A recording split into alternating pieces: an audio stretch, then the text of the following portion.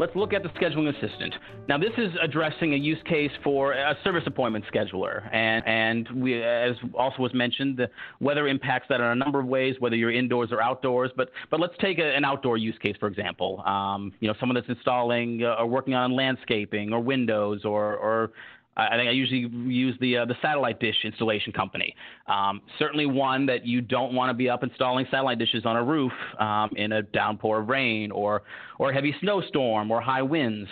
Now, what we've done is to try to take that actually into the form so that we can actually use the weather to help drive when the optimal time to go schedule the appointment would be. So let's take a quick look at the scheduling assistant in action.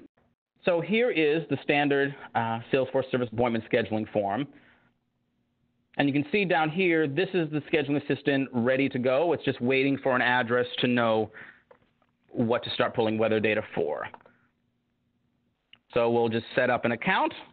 We'll give it a start date of today and let's say a due date of Sunday. Let's just do a zip code. See, now that we've added a location, the scheduling system will instantly fire up and will show a 10-day forecast of the upcoming weather conditions. Now, again, this is basic. So the first 2 days that we display will have hourly weather data.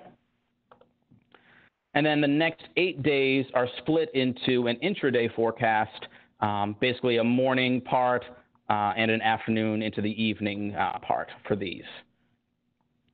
We do have the availability for both metric in the data packages for metric as well as English, as well as the mixed format, which then could be used, to further take this app into the direction that is needed for the admin.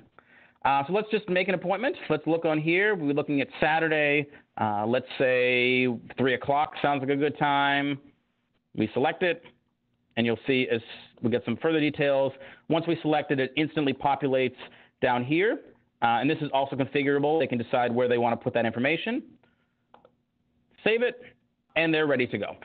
Now, let's say they come back the next day and they're trying to look through their appointments and see what the current schedule looks like, what the weather is impacting the drivers that are going out on the field.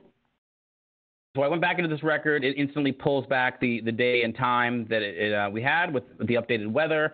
And let's say they decide this was a bad weather condition. They can easily pick a different time, save that, and then go from there.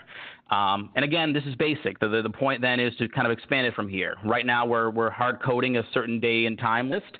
Maybe the user or the admin wants to set it up to only show their availability work hours. Maybe the only ones that have open appointments. Maybe they don't want to go outside when the wind is greater than 20 miles per hour.